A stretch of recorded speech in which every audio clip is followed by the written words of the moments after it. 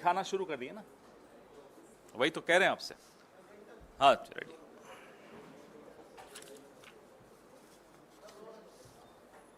नमस्कार साथियों, अक्सर हम लोग मानते भी हैं, जानते भी हैं कि डॉक्टर भगवान का दूसरा रूप होते हैं और एक स्वस्थ देश, एक स्वस्थ समाज, एक स्वस्थ परिवार, एक स्वस्थ व्यक्ति डॉक्टर ही बनाते हैं। लेकिन अगर उस डॉक्टर को बनाने की प्रक्रिया अस्वस्थ हो जाए तो वो डॉक्टर कैसे एक स्वस्थ नागरिक को बनाएगा? मैं आंकड़े पीछे चलते रहेंगे, मैं साथ साथ बोलता रहूंगा ताकि आपको समझ में आए कि क्या हैं ये आंकड़े। नाम है नीट। कहीं से भी रिजल्ट देखने के बाद क्या आपको लगता है कि ये प्रक्रिया नीट है, ये प्रक्रिया साफ है, स्वस्थ है, स्वच्छ है?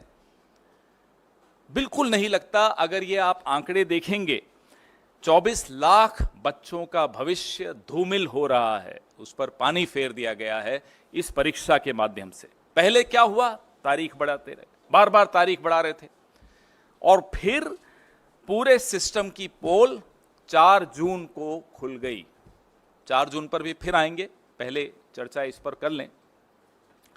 पूरे के पूरे 720 आउट ऑफ 720 आउट ऑफ 720, आप पीछे आपके सामने स्क्रीन पे जो आंकड़ा दिख रहा है वो देखिए। इसको 67 टॉपर्स थे जिसको 720 में से 720 अंक मिले इस साल। पिछले साल कितने थे, उसके पिछले साल कितने थे? ये तमाम आंकड़े ये विनीत जी ने हमारे रिसर्च करके मुझे दिया। ये बड़ी अच्छी रिसर्च इन्होंने की, ये आपको सारे आंकड़े इसमें दिखेंगे। पिछले 8 सालों में, चलिए पिछले साल का तो छोड़िए, पिछले 8 सालों में सिर्फ 7 ऐसे छात्र थे जो पूरे में से पूरे अंक लाए हों। 8 साल में 7 छात्र और 1 साल में 67 छात्र। यह अपने आप में चौंका देने वाला आंकड़ा है। शिक्षा मंत्री जी कोई जवाब नहीं। ये एक्स्ट्रा 2AB कहां से आया? प्रधानमंत्री की भाषा में अगर पूछें तो ये 2AB आया कहां से एक्स्ट्रा? उनको बड़ा शौक है इस तरह के इक्वेशन देने का। जयराम जी होते तो बड़ा मुस्कुराते इस बात को सुनकर, उनको भी बड़ा प्रिय लगता है ये उदाहरण। अब ये परीक्षा पे चर्चा से प्रेरणा मिली बच्चों को, ये तो हम मान नहीं सकते। परीक्षा पे चर्चा से हम में से किसी को कभी मिली है प्रेरणा प्रधानमंत्री से? लेकिन फिर घोटाला हुआ। ये कैसे साबित हुआ? बिहार में पुलिस ने पकड़ा, कई ऐसे लोगों को पकड़ा, आज वो हिरासत में हैं, जिन्होंने टेलीग्राम चैनल्स पे नीट के पेपर लीक किए थे। इसकी जांच में आगे क्या हुआ ये हमें नहीं मालूम। 13 आरोपी वहां गिरफ्तार हुए। वैसे ही गोधरा, गुजरात, बिहार भी का एक उदाहरण दे रहा हूं मैं आपको, अब गुजरात का भी उदाहरण दे रहा हूं। गोधरा में भी कोचिंग सेंटर्स के साथ मिलकर, एक पर्टिकुलर कोचिंग सेंटर था, उसके साथ मिलकर कैसे ये लीक हुआ। तो ये बिहार और गुजरात, ये एनडीए का गठबंधन क्या नीट डिजास्टर अलायंस हो गया है? एक उदाहरण बिहार से है, दूसरा उदाहरण गोधरा से है, प्रधानमंत्री जी की कर्मभूमि से है। सोचिए, इतना बड़ा घोटाला। कल माननीय सर्वोच्च न्यायालय ने सुनवाई की। एनटीए जो कि ये परीक्षा करवाता है, उसने लीपापोती की पूरी कोशिश की। क्या कहा उन्होंने? कहा कि जो 1563 बच्चों को टाइम लॉस की वजह से ग्रेस मार्क्स दिए, और एक माननीय सर्वोच्च न्यायालय की जजमेंट को कोट किया कि साहब इस जजमेंट में यह कहा है कि अगर बच्चों को टाइम लॉस होता है तो वो कैलकुलेट करके इन्हें ग्रेस मार्क्स दिया। उसी जजमेंट में यह स्पष्ट लिखा है कि इंजीनियरिंग और मेडिकल इसमें नहीं आते, इस कैटेगरी में नहीं आते, उनको इस तरह से टाइम लॉस के ग्रेस मार्क्स नहीं दी जा सकते। आप सोचिए कि जजमेंट तक को ट्विस्ट करके यह सरकार किस स्तर पर गिरकर लीपापोती कर सकती है, 24 लाख बच्चों के भविष्य को अंधेरे में डाल सकती है। यह हमने कल सुना और देखा। 4 जून को एक परीक्षार्थी और फेल हुआ था, 400 बोला, 240 लाया और 55 ग्रेस मार्क्स लेके सरकार बना के बैठा। वो 55 ग्रेस मार्क्स ही तो हैं। ये रिजल्ट 14 जून को आना था, इसको 4 जून को क्यों किया गया? यही सोचा कि आप लोग जो अभी व्यस्त होंगे, हम सब व्यस्त होंगे चुनावी नतीजों में, पूरा देश टीवी पे सिर्फ चुनावी नतीजे देख रहा होगा, तो ये एक बड़ा विवाद नहीं पैदा होगा, इसलिए 14 जून को 4 जून पे ले आया गया। ये तमाम सवाल हैं जिसके जवाब नहीं मिले हैं। अब माननीय सर्वोच्च न्यायालय के फैसले के अनुसार ग्रेस मार्क्स तो हटा दिए, लेकिन जो 24 लाख बच्चों के जहन में, के मन में, के दिमाग में जो सवाल उठ रहे हैं, उसका जवाब माननीय शिक्षा मंत्री तो दे नहीं रहे। वो तो स्तुति वंदन में लगे हुए हैं मोदी जी के, जैसा कि पूरा कैबिनेट लगा रहता है। अब 580 से ज्यादा नंबर, ये आंकड़े जरूर देखिएगा जब मैं बार बार, क्योंकि इसमें इन्होंने मेहनत की है विनीत जी ने, बहुत कायदे का ये आंकड़े, ये सिर्फ आंकड़े देख लें तो इस प्रेस कॉन्फ्रेंस की भी जरूरत नहीं है, इतने महत्वपूर्ण आंकड़े हैं ये। 580 से ज्यादा मार्क्स लेने वाले छात्रों के जो एग्जामिनेशन सेंटर हैं, हम ये मांग करते हैं कि उन एग्जामिनेशन सेंटर्स के साथ उनके नाम जारी किए जाएं, वो बहुत आवश्यक है। दूसरी हमारी मांग ये है कि जो 12वीं के बोर्ड के मार्क्स का मिलान नीट के टॉपर्स के साथ किया जाए, क्योंकि एक सूचना है कि कुछ ऐसे छात्र हैं जिन्होंने 12वीं भी संघर्ष करके पास की, कोई ज्यादा अच्छे नंबर नहीं लाए, लेकिन नीट में टॉपर हो गए। हम नहीं कह रहे नहीं हो सकते, ऐसे लोग आगे चल के शिक्षा मंत्री और प्रधानमंत्री भी बन सकते हैं, इसमें कोई हमें उसमें नहीं है, लेकिन नीट में इतने मार्क्स ले जाएं, थोड़ी गड़बड़ की आशंका वहां 24 लाख बच्चों के मन में है, तो इसका जवाब भी देना होगा। जिस जिस एग्जाम सेंटर पर औसत से ज्यादा हाई मार्क्स वाले परीक्षार्थी हैं, उनकी वीडियो रिकॉर्डिंग भी जारी की जाए, ताकि पता चल सके कि ये एक्स्ट्रा मार्क्स ग्रेस से मिले हैं, डिसग्रेस से मिले हैं, कैसे मिले हैं ये मार्क्स। तो इसकी वीडियो रिकॉर्डिंग भी सामने आए, थोड़ा आवाज प्लीज, इसकी वीडियो रिकॉर्डिंग भी सामने आनी चाहिए। अब इसमें कुछ और महत्वपूर्ण बिंदु, एक सबसे ज्यादा यह है जो इन्होंने ही मुझे सुबह बताया कि एक विंडो खोली गई 2 दिन की, उसमें बच्चों ने ऑप्शन दी कि नहीं मुझे ये नहीं, ये सेंटर चाहिए। बिहार का एक बच्चा गुजरात के सेंटर में एग्जाम देने जाए, वो भी उस विंडो का फायदा उठाते हुए बोले नहीं मुझे ये नहीं, बिहार का सेंटर नहीं चाहिए, गुजरात का सेंटर चाहिए, 1500 किलोमीटर दूर का सेंटर चाहिए। ऐसे कई उदाहरण हैं। हम ये भी मांग करते हैं कि उन तमाम बच्चों की सूची भी सार्वजनिक की जाए जिन्होंने इस विंडो का लाभ उठाते हुए अपने सेंटर्स बदले, और ऐसे बच्चों की भी सूची सामने लाई जाए जो हैं राजस्थान के और जा रहे हैं केरला, उदाहरण दे रहा हूं, एग्जाम देने इतना दूर जा रहे हैं, ना उनके कोचिंग सेंटर के पास है वो सेंटर एग्जाम का, न उनका जहां वो रहते हैं वहां के पास है, तो इतना दूर जाने की क्या आवश्यकता पड़ी। तो कई चीजें निकल कर आएंगी अगर इसका जवाब हमको मिलेगा तो। एक दुर्भाग्य यह भी है कि रेल मंत्री हो, शिक्षा मंत्री हो, गृह मंत्री हो और भगवान के अवतार खुद हों प्रधानमंत्री, कोई अकाउंटेबिलिटी नहीं लेना चाहता। जवाबदेही का जो एक संस्कृति थी इस देश में, वो लाल बहादुर शास्त्री जी की हो, वो माधवराव जी सिंधिया की हो, वो संस्कृति अब आपको बिल्कुल नहीं दिखती। चलिए इस्तीफा आप नहीं दे रहे, यूपीए के शासनकाल में सिर्फ आरोप लगते थे, बाद में झूठे भी साबित हो गए, आरोप लगते थे और इस्तीफा हो जाता था, जवाबदेही थी।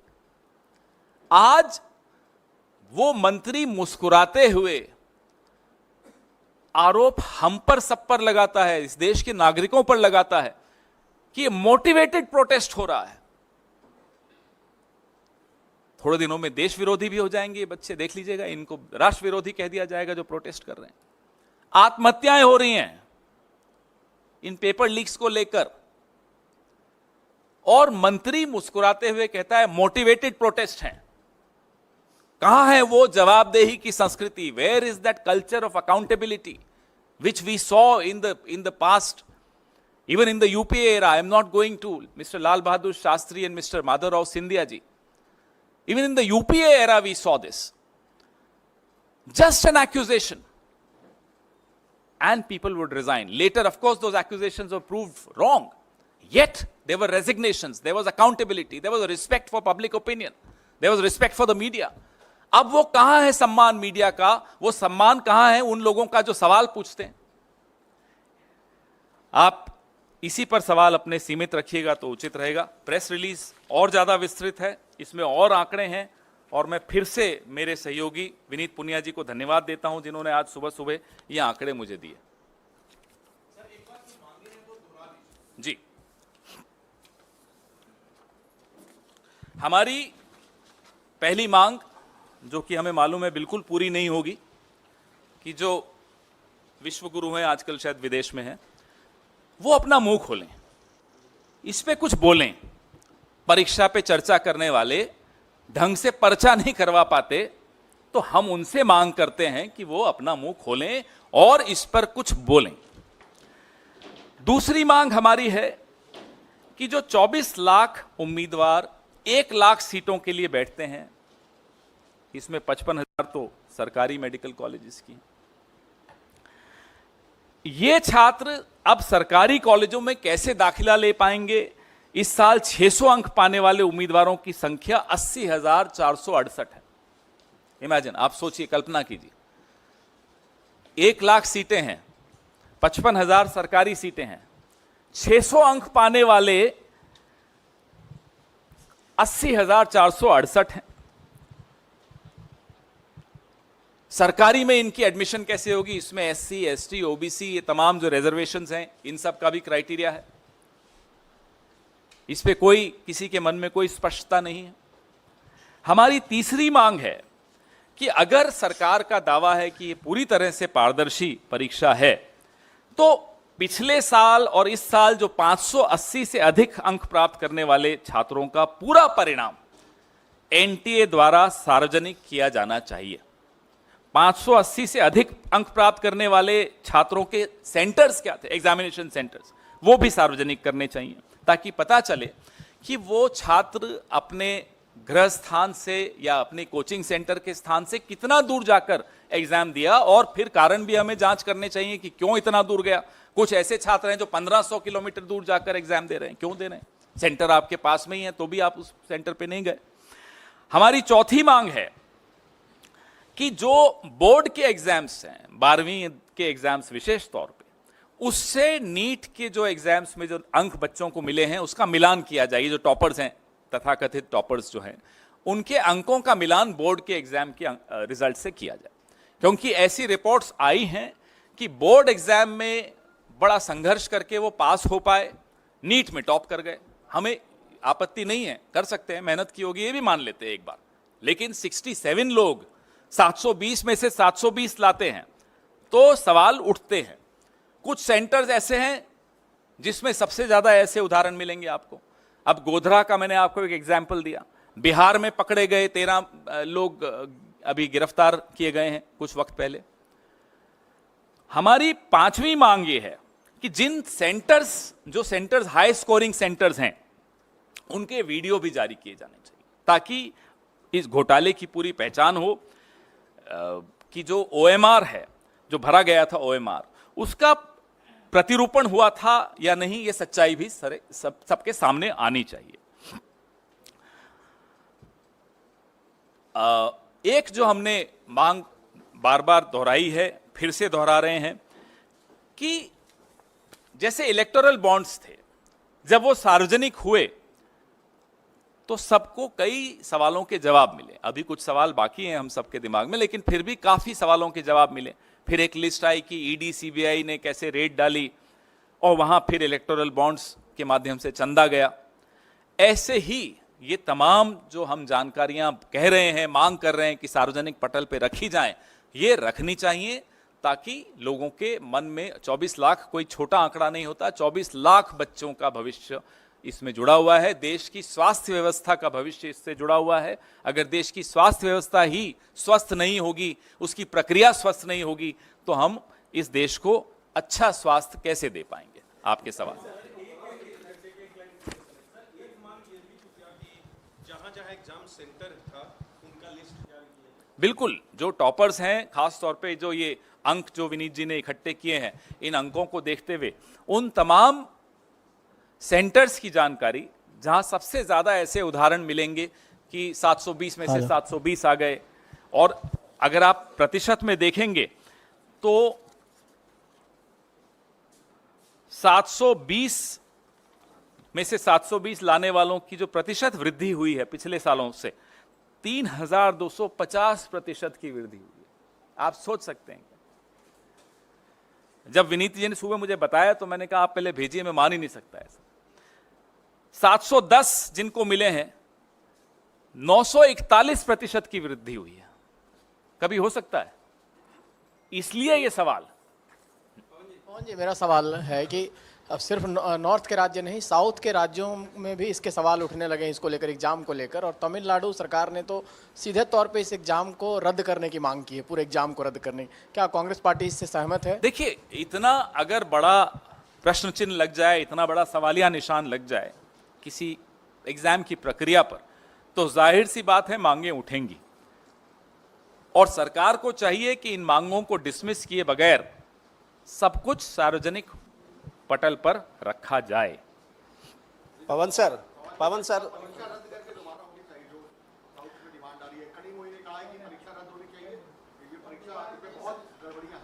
नहीं, अब देखिए, कल सुप्रीम कोर्ट ने कुछ एक राहत जरूर दी, लेकिन ये सवालों का उत्तर तो अभी नहीं मिला।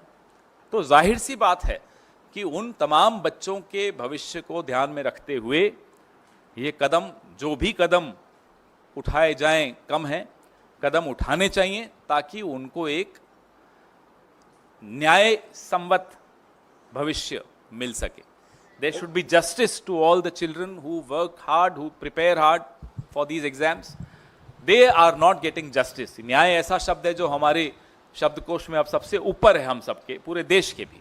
सर, जो बच्चे जो क्या होनी चाहिए sir? He in fact went on to say that there is a committee that has been constituted where the NTA is investigating whether there has in fact been any irregularity. Why this mad rush to give a clean chit? This government has a very strange habit of rushing and giving clean chits. If there was no leak, what are these 13 people doing behind bars in Bihar? I ask.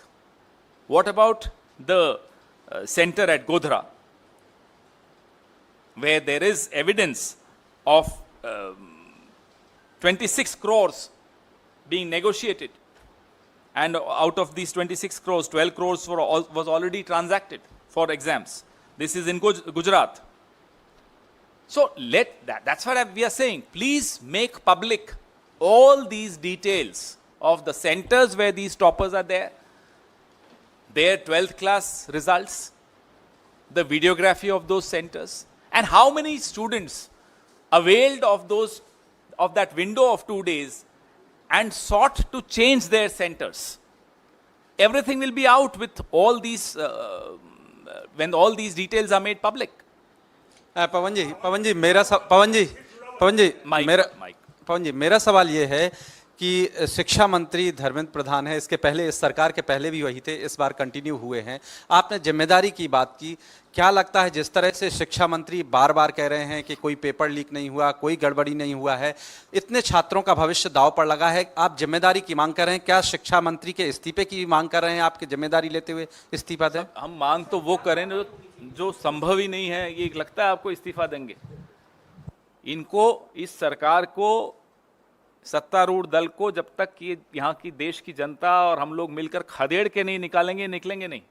अभी grace marks से चल रहे हैं, तो इनसे हम इस्तीफा तो लोग जब चाहेंगे इनको निकाल देंगे, चिंता मत कीजिए। लेकिन अगर पटना की आर्थिक अपराध इकाई ने पाया कि 5 मई को होने वाली परीक्षा से पहले ही प्रश्न पत्र पहुंच गए लोगों के पास, वो रैकेट उन्होंने एक्सपोज किया, तो शिक्षा मंत्री किस दावे के साथ कह सकते हैं कि कोई गड़बड़ हुई नहीं?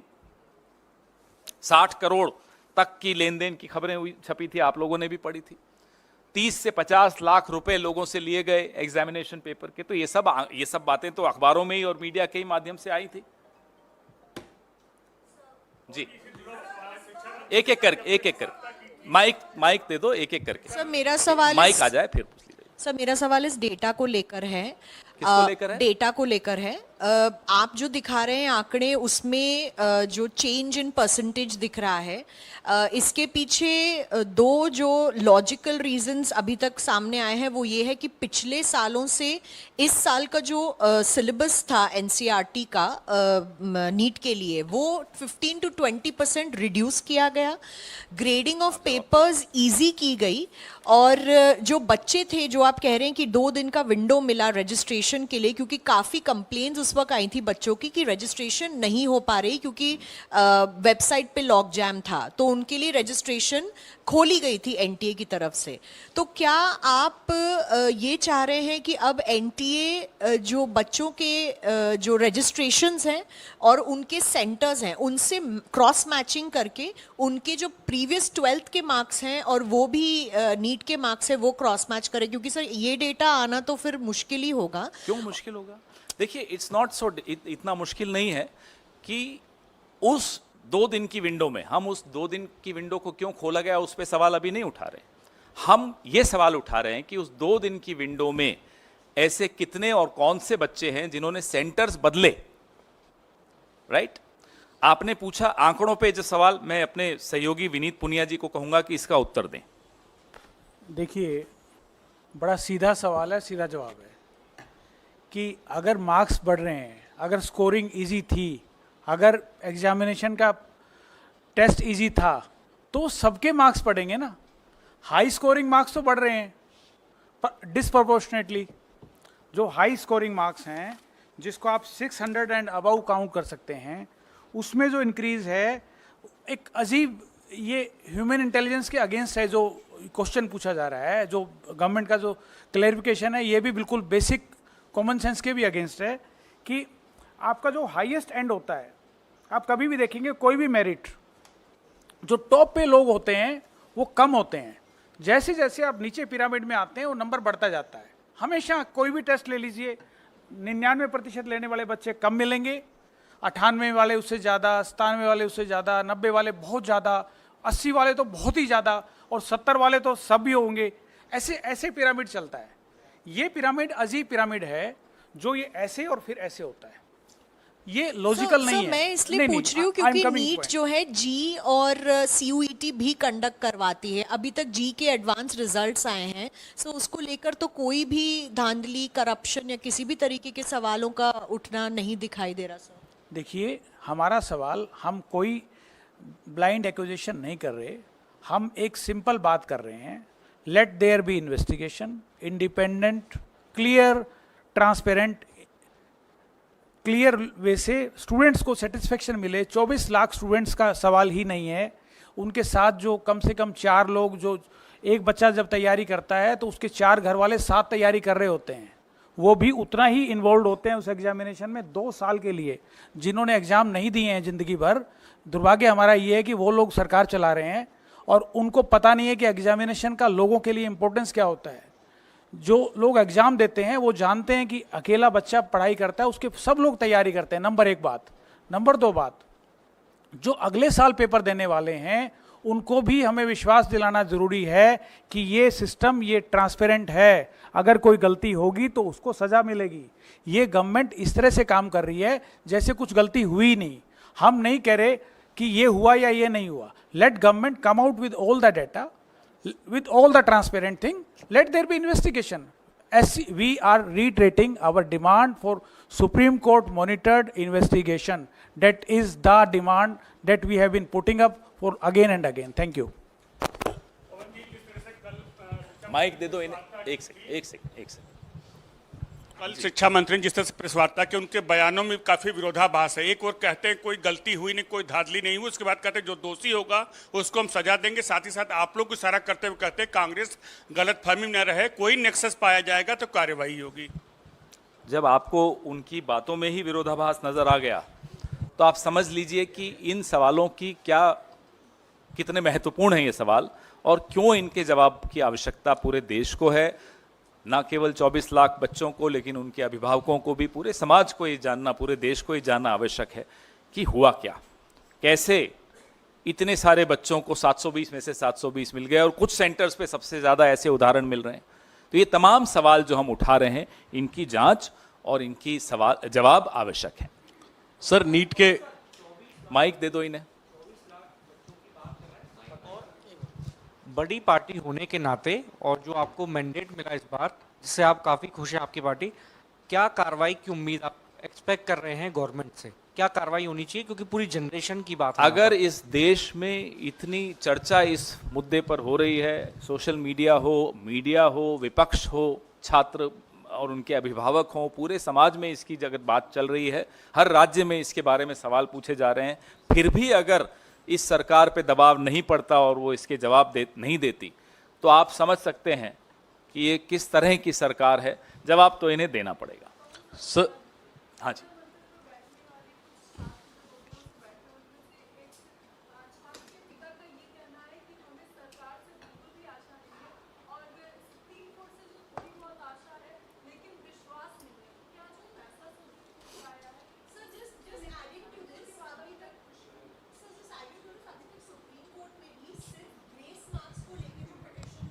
सुनवाई Correct. हुई है, तो इसलिए- करप्शन रिलेटेड बिल्कुल ठीक चार्जेस बात। या एनामलीज रिलेटेड चार्जेस पे भी सुनवाई नहीं हुई है। इसीलिए हमारी मांग बड़ी स्पष्ट है कि सुप्रीम कोर्ट मॉनिटर्ड जांच की मांग पर हम कायम हैं, अडिग हैं, उसकी जांच होनी चाहिए। पहली बात जी। नहीं, अभी इसी पे भी बहुत सर इंपॉर्टेंट। नीट के अतिरिक्त सवाल है। नहीं, नीट पे अभी नीट पे ही रखिए, नीट पे पहले खत्म कर लो।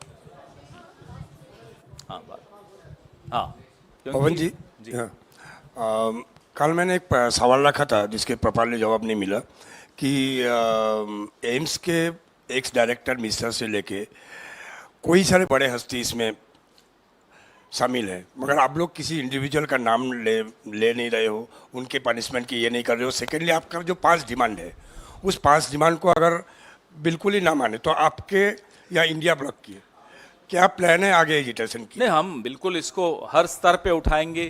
अधिवेशन संसद का सत्र भी शुरू हो रहा है, हर स्तर पर इसको हम उठाएंगे और मजबूती से उठाएंगे। जो छात्र हैं, उनके अभिभावक हैं, उनको भी हम दिलासा दे रहे हैं कि आपकी आवाज़ उठाने के लिए कांग्रेस पार्टी और इंडिया गठबंधन के तमाम साथी बिल्कुल मुस्तैदी से तैयार हैं। रही बात नाम लेने की, गैर जिम्मेदाराना तरीके से मैं किसी का इस मंच पर बैठ के नाम नहीं लूँगा। हमारे सवाल हैं, जांच होगी, जिसके नाम आने होंगे सामने आएंगे। अभी मुझे बताया कि रजिस्ट्रेशन बंद होने के 24 दिन बाद लिंक खोला, ये भी एक सवाल था। हजारीबाग के जिस सेंटर पर गड़बड़ी हुई वहाँ 8 टॉपर वहीं के हैं, तो ये लिंक क्यों खोला, ऐसे उदाहरण और किस किस सेंटर पर हैं, ये तमाम जानकारियां जांच से ही निकल कर आ सकती हैं। अभी तो एक आप जैसे किसी मुस्तैद साथी ने निकाल कर दिया, ये भी आप सर्कुलेट कर दीजिएगा। क्या हुआ? इंद्रेश कुमार कौन है? अच्छा, सर पवन जी, सर आप ले रहे सवाल? अब माइक वाले से पूछ लेते, माइक वाले को पूछ लेते। माइक वाले, अगर माइक लेकर भी चुप रहोगे तो क्या फायदा माइक लेने? मैं तो आपकी इजाजत का इंतजार कर रहा बोलिए ना, था। तो सर, आरएसएस के नेता हैं इंद्रेश कुमार, बड़ा दिलचस्प बयान उन्होंने दिया है। उन्होंने कहा है कि जो अहंकारी बन गए उन्हें 241 पर रोक दिया गया और जो राम विरोधी हैं वो 234 पर रुक गए। प्रभु का न्याय है। तो अहंकारी सीधे सीधे मोदी सरकार को, बीजेपी को कहा है बीजेपी के बड़े नेता इंद्रेश कुमार ने, इस पर क्या जवाब है? हुजूर आते आते बहुत देर कर दी। अहंकार आज दिख रहा है आपको? मोहन भागवत जी की हमने कुछ टिप्पणियां भी सुनी थी पिछले हफ्ते या इसी हफ्ते शायद बोले थे। ये बीज तो आपने ही बोए थे, बोते बबूल हो, फिर वो बबूल वृक्ष बनता है, वृक्षासन करते हुए भी दिखता है। देखा था ना परसों वृक्षासन का ट्वीट आया था प्रधानमंत्री का। फिर आप सोचते हो उस वृक्ष से आम निकलेंगे, तो वो तो हो नहीं सकता। जब मणिपुर पे चुप थे प्रधानमंत्री, तब बोले क्या मोहन भागवत जी ने उन्हें याद दिलाया कि आपका ये राजधर्म है, आपको बोलना चाहिए। हाथरस पे जब प्रधानमंत्री की पार्टी जो कर रही थी आपके सामने था, तब बोले मोहन भागवत उनको, टेनी पे बोले हों, किसानों पे बोले हों, अग्निवीर पे बोले हों, बिल्किस बानो पे बोले हों, अखलाक और पहलू पे बोले हों, कन्हैयालाल टेलर के हत्यारे भाजपा के सक्रिय सदस्य थे, जब ये बात सामने आई उस पे मोहन भागवत जी कुछ बोले क्या? अब बोलने से क्या फायदा, इंद्रेश जी हो या मोहन भागवत जी हो, कौन सुन रहा है? अब तो मोदी जी ने उनको अप्रासंगिक बना दिया है। और जो रही सही कसर थी 10 साल की, मोहन भागवत जी की चुप्पी ने उनको अप्रासंगिक बना दिया। जब आप अप्रासंगिक बन गए, अब आप बोलते रहिए, कौन सुन रहा है आपको? क्या कहते हैं वो, नक्कार खाने में तूती है, बंदने दीजिए, कौन सुन रहा है? इसी में एक और थोड़ा सवाल है। इंद्रेश कुमार ने कल ही कहा अयोध्या के पूर्व सांसद के लिए कि लल्लू जी ने जनता पर बहुत जुल्म किए। भगवान राम ने कहा इस बार रुक जाओ, अगली बार 5 साल के बाद तुम्हें देखेंगे, तुमने जुल्म बहुत किए। इनकी बातों को कौन गंभीरता से ले रहा है? मोदी जी खुद नहीं लेते इनकी बातों को गंभीरता, हम क्यों लें? पवन जी, जिस तरह से राहुल गांधी जी ने लोकसभा सीट चुनने को लेकर कहा है, क्या वायनाड सीट से प्रियंका गांधी वाड्रा आप चुनाव लड़ेंगे? कमाल के सवाल पूछ रहे हैं। नहीं, उन्होंने कहा कि 2 सीटों में से एक। वो तो कोई भी 2 सीटों पर नहीं रह सकता, एक पे ही रह सकता है, उसमें क्या कोई नई बात है, बताइए। पवन जी, जिस तरीके से एग्जिट पोल आए और उसके बाद में जो रिजल्ट आए, रिजल्ट में कांग्रेस पार्टी की ओर से माना जा रहा है और देखा भी जा रहा है कि कहाँ 52 से आप 99 पर पहुंच गए, 234 का आंकड़ा आपने छू लिया। कई राज्यों में बेहतर प्रदर्शन किया, खासकर उत्तर प्रदेश में, लेकिन छत्तीसगढ़, मध्य प्रदेश, उत्तराखंड, हिमाचल ऐसे राज्य हैं जहां बिल्कुल शून्य पर आ गई कांग्रेस। तो क्या कोई जवाबदेही, जिम्मेदारी भविष्य में संगठन को लेकर के तय होगी? क्या बदलाव होंगे जहां आपने प्रदर्शन अच्छा नहीं किया है? विक्रांत जी, जाहिर सी बात है कि जहां हमारी प्रदर्शन अच्छा रहा है वहां की भी रिपोर्ट लेते हैं कि क्या ऐसा किया जिससे हमें लाभ हुआ। जहां प्रदर्शन अच्छा नहीं रहा वहां की भी रिपोर्ट लेते हैं। ये तो हमेशा ही होता है, हर पार्टी लेती होगी, मैं ये मानता हूं कि यहाँ क्यों हमारा प्रदर्शन अच्छा नहीं रहा, कहाँ कमी रह गई। कई एस्पेक्ट्स होते हैं, कई कारण हो सकते हैं, हर कारण का विश्लेषण करना आवश्यक है। जवाबदेही की तो बात अलग है, लेकिन पहले जानकारी तो पूरी मिलनी चाहिए, पूरी रिपोर्ट आ जाए। हमारे जो प्रभारी महासचिव हैं अलग अलग राज्यों के, वो सब अपनी अपनी रिपोर्ट दे रहे हैं, उसके बाद उस पर चर्चा भी होगी। Pavan sir, sir Kuwait fire incident के बाद में आज बॉडीज इंडिया पहुंच गई हैं, उसको लेकर लेकिन पॉलिटिक्स हो रहा है। केरला में जो हेल्थ मिनिस्टर है उन्होंने ये बात बोली है कि हम लोगों ने परमिशन मांगी थी, हमें कंसेंट नहीं मिला कुवैत जाने का। ज़्यादातर जो बॉडीज़ हैं वो केरला से बिलोंग करने वाली, उनकी फैमिलीज वेट करें, लेकिन हम लोगों को वहाँ जाने का मौका ही नहीं दिया इस सरकार ने। इस पर आपको क्या कहना है? बहुत ही हृदय विदारक घटना हुई जिसमें हमारे भारत के कई नागरिक मौत के मुंह में समा गए। उन सब के परिवारों को हमारी तरफ से श्रद्धांजलि। अधिकतर केरल राज्य से थे। इस पे सत्तारूढ़ दल को चाहिए कि किसी भी तरह की हल्की राजनीति ना करें और सबको साथ मिलकर परिवारों को ढाढ़स भी बंधाना है और जो भी न्यायोचित कदम हैं वो उठाने चाहिए। इसमें सबको मिलकर काम करना होगा। सर, जगन भुजबल का कहना है कि अजित पवार और एनसीपी को ब्लेम करना गलत बात होगी, क्योंकि बीजेपी उत्तर प्रदेश में भी काफ़ी सीट्स हारी हैं, ओवरऑल काफ़ी और जगहों पे भी हारी है, तो ये blame NCP Ajit Pawar faction को करना गलत बात है। अभी तो 2 दिन पहले मोदी का परिवार हटाने को कहा गया था, थोड़े दिन बाद एनडीए का परिवार हटने को कहा जाएगा। देखते जाइए क्या क्या होता है, आपको मनोरंजन बहुत मिलेगा। पवन जी, सर कांग्रेस और कपिल शर्मा बेरोजगार हो जाएंगे।